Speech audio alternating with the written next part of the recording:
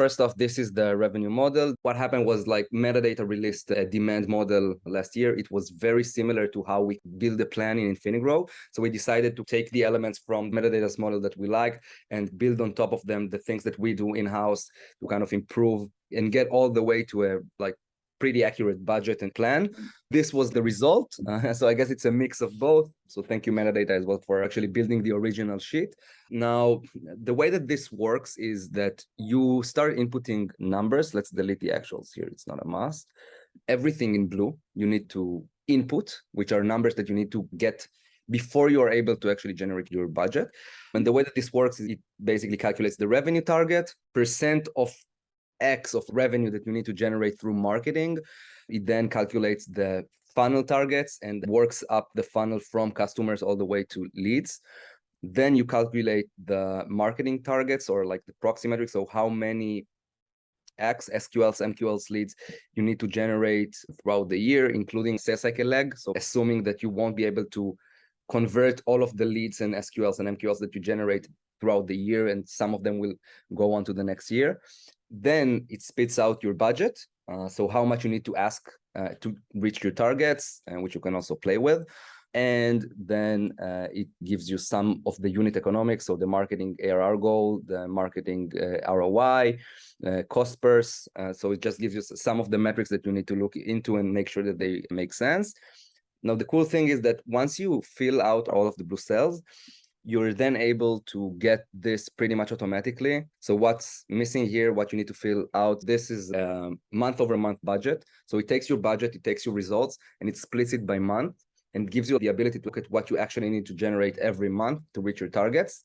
So for example, you can input here like a month-over-month growth rate of 10, and this would automatically, if you would change that to 5%, this will automatically change all the numbers here to give you kind of an idea of what you need to do every month to hit your targets. You can also customize that over here by actually manually inputting some numbers and making sure that they fit the numbers that you see here. And once you're done with that, you are able to look at every month of the year and understand what you need to achieve in order to reach your goals. You can then take that and plan from there by understanding how much you need to invest in every month. You have the monthly budgets here, how much you need to invest, what you should invest in. You then look at your channels, and it's very easy for you to then say, okay, let's start here. Like, let's start with these channels that work for us and are going to generate these numbers. And if that doesn't work, it's easy to change based on under or over pacing. Just go ahead and quickly look into the actual blue cells here. The first thing that you need to get before you even start is the end of the year planned ARR. So the company wants to be at, for example, 3 million ARR by the end of the year.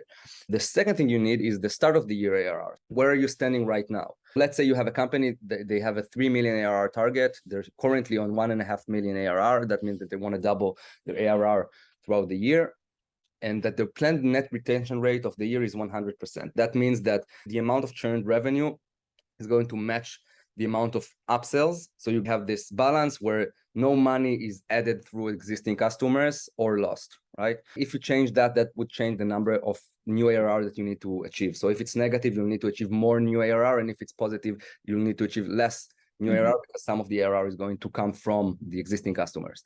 The next thing you need to input is the current pipeline. When you go into 2023, how much pipeline do you have that may convert in 2023? For example, here it's $250,000 of pipeline that are still open at the end of 2022 with the pipeline close rate of 20%.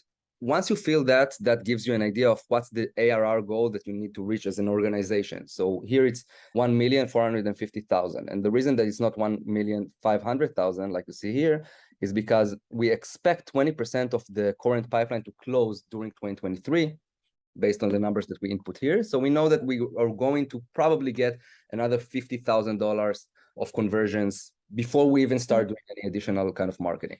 This is the main things that you need to collect ahead in terms of externally in the organization and in some of the data in general. Now we go a little deeper into the marketing side of things. So you'll need to have, first off, a target for inbound percentage of revenue, inbound as in marketing in that scenario, like how much of the revenue in your organization is generated by marketing or should be, like what's the target?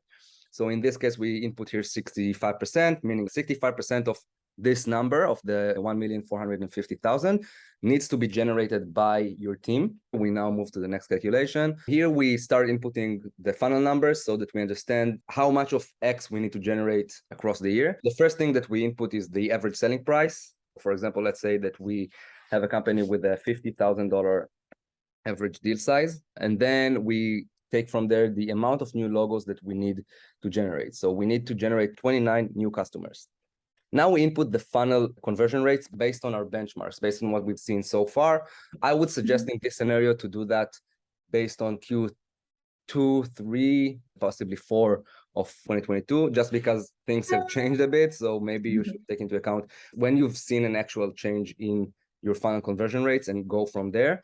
For example, here we have 20% from opportunity to close. That gives us the amount of opportunities that we need to generate. So 145.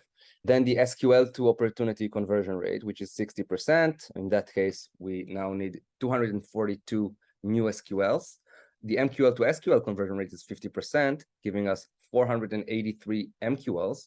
And the total leads generated based on all of this is 967. So here we have the yearly targets for our entire funnel. At this point, we know that we need to generate 967 leads. And if we maintain the conversion rate across the board, this is going to be fine. We know that usually leads are not that stable and it's not easy to predict the conversion rate from leads. And this is why we use a better proxy to revenue, which is what we'll get into right now. The third part of the calculation is choosing your proxy metric first. A proxy metric in this scenario is a metric that is as low in the funnel as possible.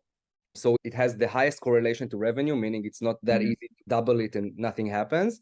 But at the same time, it should have a velocity that is fast enough for you to be able to optimize quickly and iterate on throughout the year.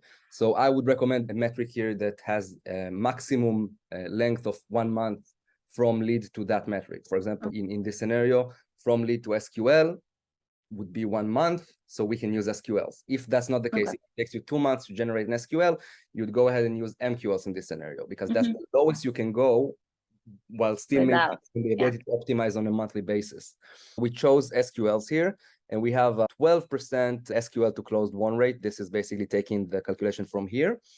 Now you have a percent of pipeline that will close during the year. This is taking into account the sales cycle, the lag. So just as an example, let's say that we have a 3-month sales cycle and we generate X amount of leads on December. Obviously, because the sales cycle is 3 months long, none of these leads, at least on average, is going to close during that year. December is a dead month in this scenario. But instead of doing it in that way and saying, okay, so if you do look at it from that angle, that means that sometimes, say you have a longer than 1 year sales cycle, all of your plan is going to basically be transferred into the next year, right? It's like the mirror version of the pipeline. Yep, exactly. What's going on here is basically we need to look at our sales cycle and understand how much more we need to generate across the year so that you reach your targets even though you have that delay, that lag. In this scenario, we're saying 84% of the pipeline will close during the year. This means 84 is 2 months lag, so 2 months sales cycle.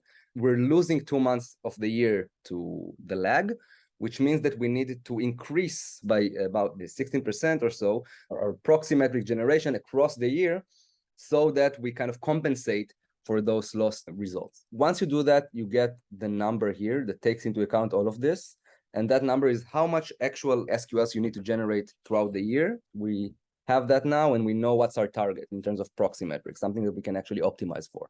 The next stage would be to calculate the needed budget to reach this target. The way that you do that is first off by inputting the marketing budget of last year. So we input here, for example, 100,000. And the number of SQLs that came from marketing last year. So we see here 100. Based on this calculation, $1,000 per SQL. That's our cost per SQL. And based on that, we just get the budget that we need for this year, which is 188.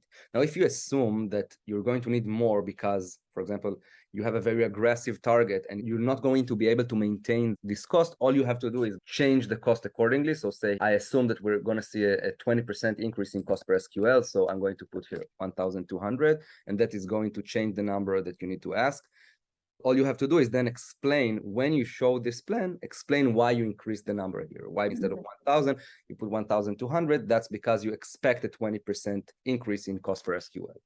just as an FYI, in InfiniGrow, you have other ways of doing this that are more data-driven, but this is the easy and more kind of straightforward intuition-based way of doing this.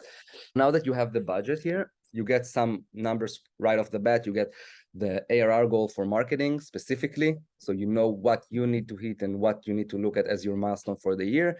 The ARR ROI. So based on what we're seeing here, we are going to invest $225,000, get this amount of revenue. So this is 4.2x.